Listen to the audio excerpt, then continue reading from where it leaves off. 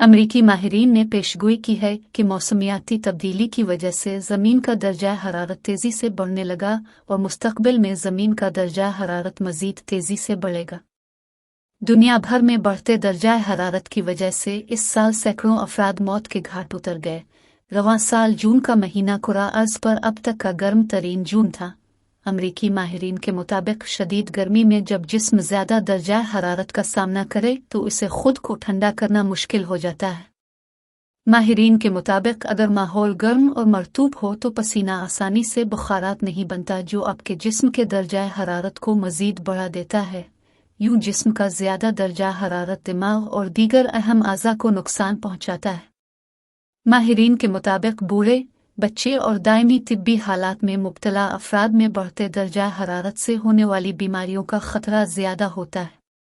माहिरीन का कहना है गर्म मौसम में लोगों को चाहिए कि वो पानी पीने के लिए प्यास लगने का इंतज़ार न करें और ज़्यादा से ज़्यादा पानी का इस्तेमाल करें। शदीद गर्म मौसम में गैर ज़रूरी तौर पर घर से बाहर न निकलें। अगर दोपहर के औकात में बाहर जाना हो तो हल्के रंग के कपड़े पहनें। अपना सर ढांपें। सरदर्द, चक्कर या मतली आए तो फौरन गर्म माहौल से निकलकर ठंडे माहौल में चले जाएं।